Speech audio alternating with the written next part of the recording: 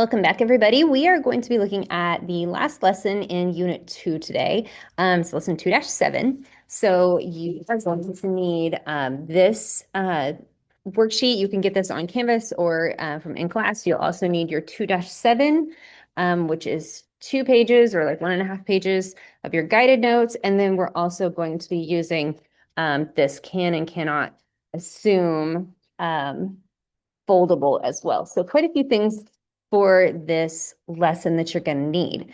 I'm going to go ahead and share my screen so that you guys can see my notebook here. All right, this is lesson, maybe my pen worked earlier. Lesson 2-7, and it is on angle relationships.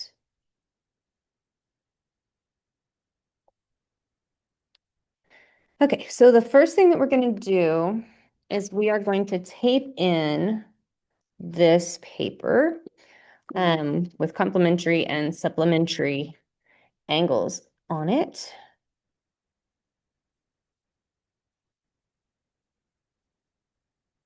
So the first part of this is complementary angles. Complementary angles is one of our vocabulary terms. Supplementary angles is also one of our vocabulary terms. So complementary and supplementary. Complementary angles are two angles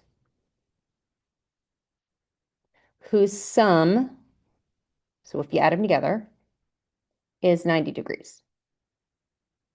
Two angles whose sum is 90 degrees.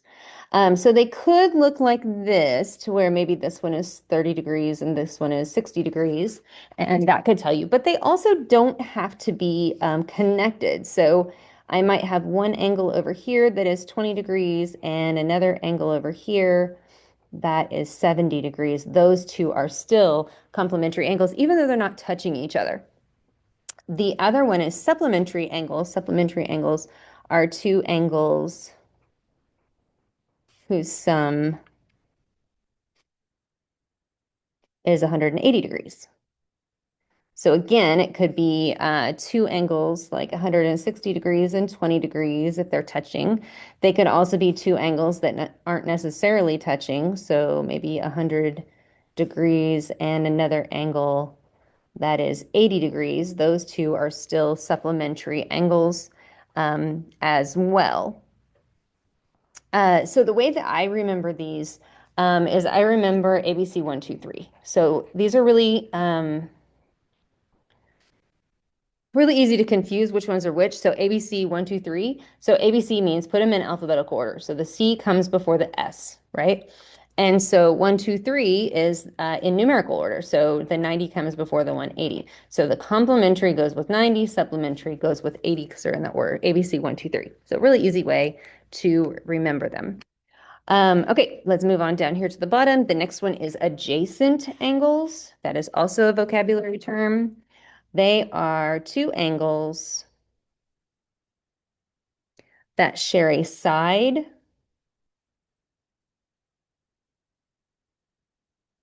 and a vertex,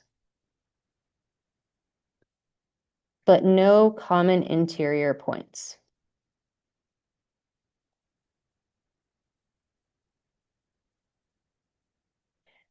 These are angles that are just side by side. So for example, if I have two angles, right, this angle and this angle, they share a vertex. So they have a common vertex. And a common side, but they do not have any common interior points. So the interior points of this angle would be over here. The interior points of this angle would be over here. So none of the interior angles are going to be common. Okay, and then the next one is vertical angles, also a vocabulary term. Vertical angles are two angles formed. So two angles formed by intersecting lines. Two angles formed by intersecting lines and are across from each other.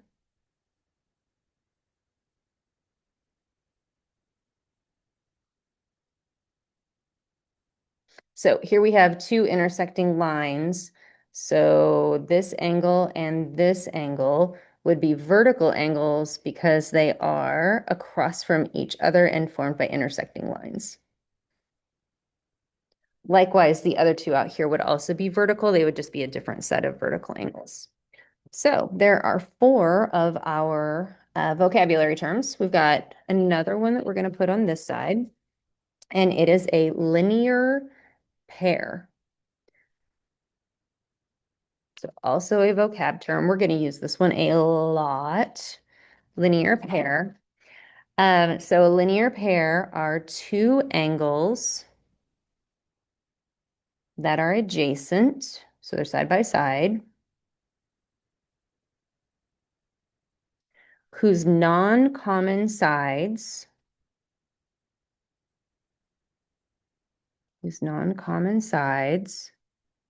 are opposite rays.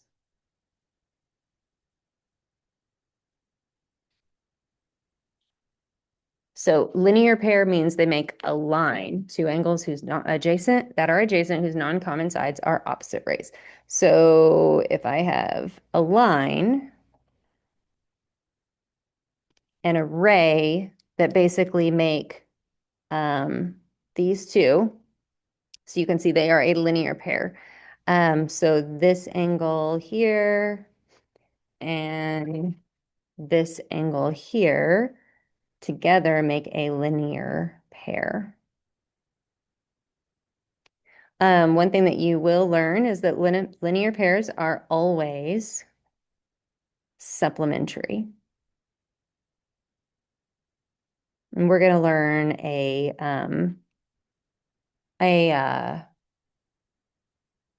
theorem that's going to tell us that. Okay, so the next thing that we need is our examples. We are going to look at 1 through 5. So we're going to look at all of these. And this guy. So what I'm going to do is I'm going to tape this and then I'm going to fold it up so it fits. But for right now, I'm just going to put it in like this. So our number one, we're going to name complementary angles. So there's a lot of complementary angles in here, but remember complementary are going to equal 90 degrees. So we need two things that equal 90 degrees. Well, if this is 90, we know that this also has to be 90. So therefore, these two angles here are going to be complementary. So that would be angle MSQ and angle QSP.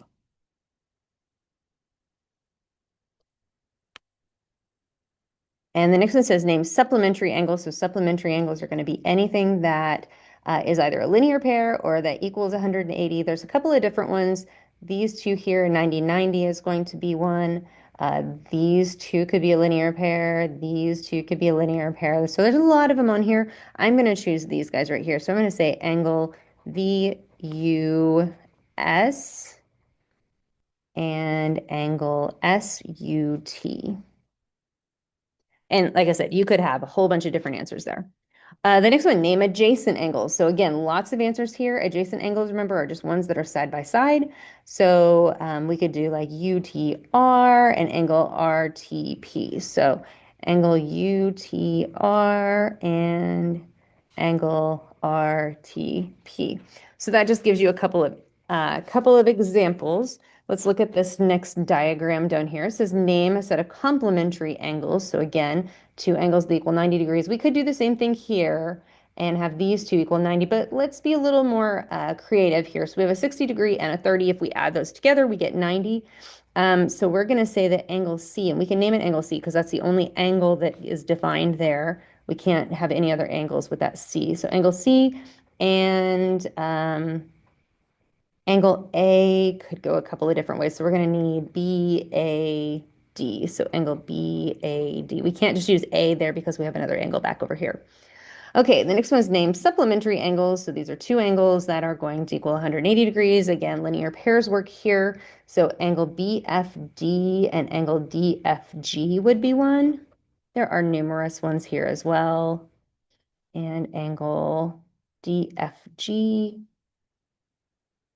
Notice that the vertex is the same on those. And then adjacent angles. So again, lots of different ones that you could use here. We're going to do these two here. So angle JAD and angle DAC. And again, also notice that those have the same vertex. Okay, so that's just identifying. Again, there's lots and lots of different answers to some of those, so don't think that those are the only ones.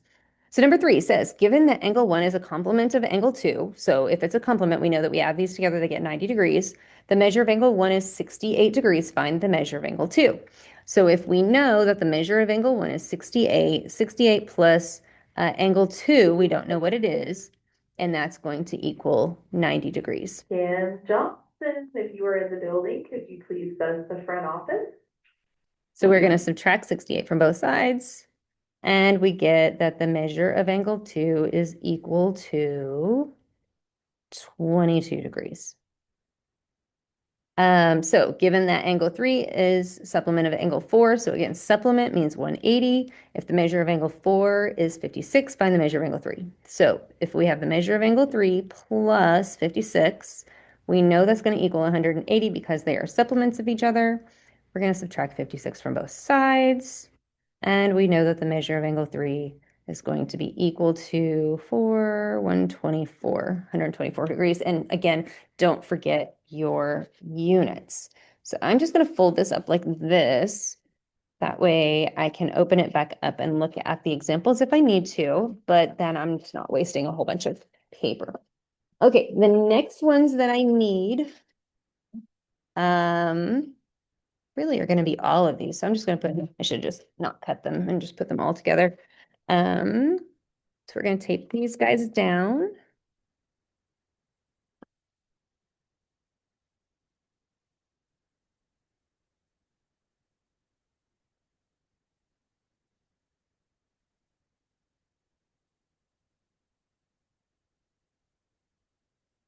Okay, so it says angle LMN and angle PQR are complementary, so we know that they equal 90 degrees. Find the measures of the angles of LMN equals 4x minus 2 and PQR equals 9x plus 1. So we know that if we add these guys together, 4x minus 2 plus 9x plus 1, they are going to be complementary, so they will equal 90 degrees. So then from there, it's just some algebra. So 13x minus 1 equals 90. And 13x equals, we're going to add 1 and add 1, 91. And so 13x, oops, so x will equal 7. And it says find the measures of the angles. So we're not looking for x, we're looking for the measure of angle LMN, and we're looking for the measure of angle PQR. So we're going to take our 7 and we're going to plug it back in. So we have 9 times 7 plus 1, which is be 63 plus 1, which is going to be 64 degrees. Don't forget your unit. And up here we have 4 times 7 minus 2. So we have 28 minus 2, which gives us 26 degrees. And just to double check, if you add those together, you are going to get 90. So it works. Okay, the next section is looking at linear pairs. So identify 2 sets of linear pairs. Whole bunch of these in here. I'm just looking at angle 1 and angle 2 are really easy. They make a linear pair because they are on a line. Another one might be angle 1 and angle 4. Now, we can't say angle 6 and angle 9 and angle 8 because that's not a pair. That would be 3 of them, so that doesn't work. So identify 2 sets of vertical angles. So remember, vertical angles are across from each other, created by intersecting lines. So angle 2 and angle 4 are vertical angles. Another set, let's see if we can find another set. Oh, here's one, angle 9 and angle 7. Okay, The next question, two angles form a linear pair. So we know that if we add them together, we get 180 degrees. One angle is 5 times the measure of the other. So this one is kind of a systems of equations. So if we do the measure of angle 1 plus the measure of angle 2, we know that it's going to equal 180 degrees because they're a linear pair. So one angle, so we're going to say the measure of angle 1 means equals 5 times the measure of the other. So 5 times the measure of angle 2. So I can take this guy and just plug it in right there. So we have 5 times the measure of angle 2 plus the measure of angle 2 equals 180. So we know this is 6 times the measure of angle 2 equals 180. So we can divide both sides by 6. And we know that the measure of angle 2 is 30 degrees. So from there, then we can go back and we can plug that in, and we know then that the measure of angle 1 is 150 degrees. Okay, so the next one says the measure of an angle is twice the measure of its complement. So here's a little tricky. So measure of an angle, I'm going to make this measure of angle 1, is, right, equals twice the measure of its complement. So we don't have enough information to make a system here. So we have twice the measure of its complement. So if we can't make a system, what we do know is that if we take 90 and we subtract the measure of angle 1, we know that that's going to give us the measure of its complement. So the measure of the other angle. So then it says find the measure of both angles. So we have the measure of angle 1 equals, I'm just doing distributive property here, 1 times 90 minus 2 times the measure of angle 1. So then I'm just going to add 2 times the measure of angle 1 to both sides, which gives us 3 times the measure of angle 1 equals 180. So we're going to divide by 3, and the measure of angle 1 then will equal 60 degrees, which makes sense because if the measure of angle 1 is 60 degrees, then their complementary measure of angle 2 has to be 30 degrees, and that makes sense because it is twice the measure of its complement. Okay, so that is our angle measurements. The next part that we are going to learn about is something that I think kids sometimes have trouble wrapping their heads around, and it is about interpreting diagrams.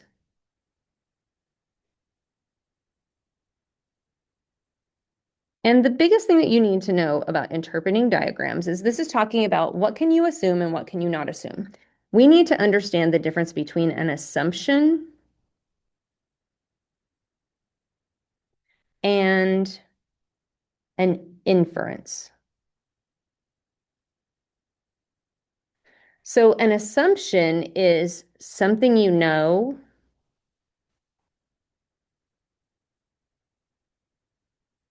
just by looking.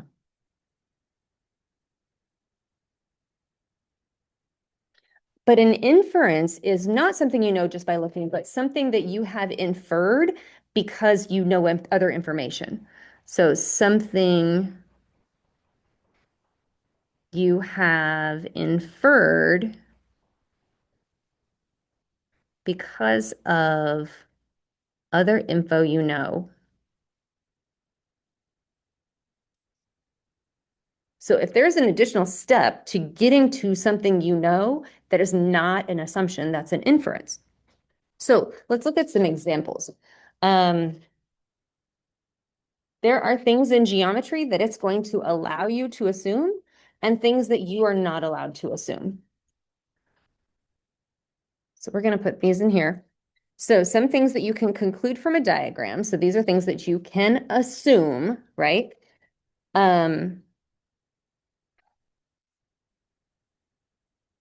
So I want to take this out and put assume.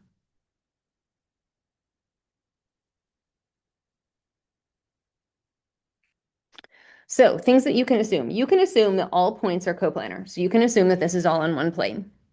You can assume that A, B, and C are collinear because they are written on a line. We can assume that B is between A and C. You can look at it and see these things. You can assume that angles are adjacent to each other. So if they are beside each other, they are sharing a side. You can assume they are adjacent. You can assume that point E lies into the interior because it looks like it. So these are all things that you just know just by looking at them. Now, things that you cannot conclude. You cannot conclude. I'm going to put on here, cannot assume. These are things that you can't assume because you are inferring them. There is more than one step to it. You can't just look at it and tell me. You are using additional information that you know to get that information. So you cannot assume that AB in this, I'm going to look up here, you cannot assume that AB and AC are congruent. They look like they are, but can you really look at something that is 3.5 centimeters and 3.6 centimeters and tell the difference? You really can't. So you cannot assume that these two are congruent to each other. So that means that you cannot assume that B is a midpoint. You cannot assume that angles are congruent to each other. So you cannot look at these two and say, oh, I know those are exactly the same. We don't know that. One might be 41 degrees and one might be 40 degrees. You're not going to be able to see the difference between those two. So that is something you cannot assume. You cannot assume that angle ABD is a right angle. So you cannot assume that this is right. So 90 degrees and 91 degrees look very, very similar to each other. If there's more information that tells you that it is, then that's different. But right now, we have nothing in this diagram that tells us that that is true. So let's look down here. It says, which statement cannot be assumed by the diagram? Remember, you may be able to find more information. That is an inference. If we are using other information other than just looking at it, then that is inferring. That is not an assumption. So which cannot be assumed by the diagram. So angle KHJ and angle GHM are complementary. So can we look at angle KHJ,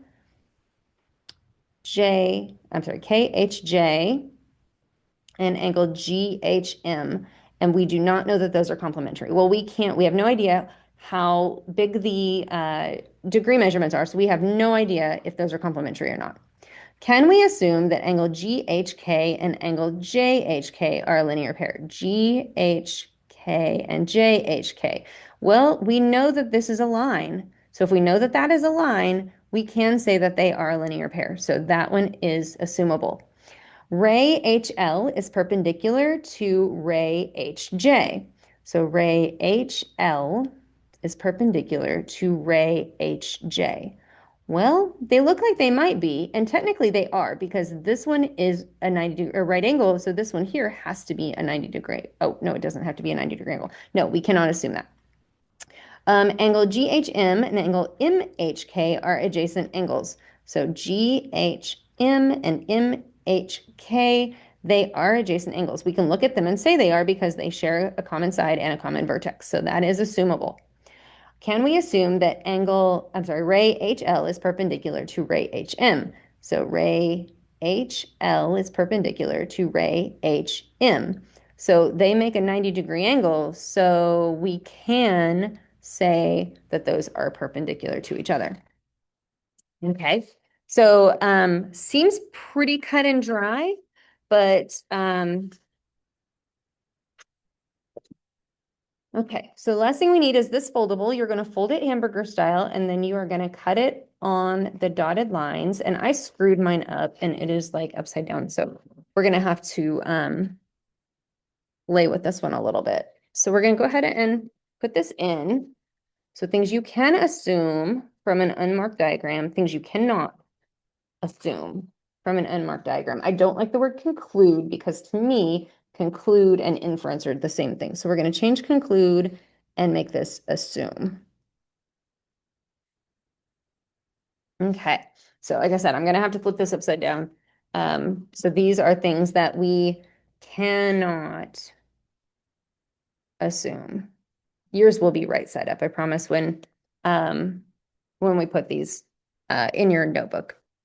So things you cannot. You cannot assume that angles or segments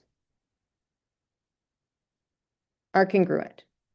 So you can't assume that. So unless there is information showing you that they are, you cannot assume that they are. You cannot assume that an angle is a right angle. Unless you have evidence that says that it is, you cannot assume that an angle is a right angle. You also cannot assume that angles are complementary. You have to have evidence. You cannot just assume that they are. The other part, this is what you can assume. So things that you could just look at and say, yep, that is what it is. So you can assume that angles are adjacent. So if they look adjacent, they are adjacent. You can assume that angles are complementary. I'm sorry, that they are adjacent and supplementary. So in other words, if it creates a line and it has adjacent angles, then you know that these have to be supplementary. Angles are vertical. So you can assume that angles are vertical, that they are vertical angles. So those are things that you can assume. So remember that if it doesn't show you proof, there are only a few things that you have to just, if you look at them. But remember that if you add any information, that it's going to be a different reason. So things that you can and cannot assume, and we'll get more into that into class. So that is all of lesson 7, and this concludes unit 2. So if you have any questions or comments or concerns about anything that we've talked about in unit 2, please feel free to give me a holler. I would be more than happy to help you out and give you more examples, whatever you need to make sure that you understand what is going on in this unit. So until next time, we'll see you in unit 3.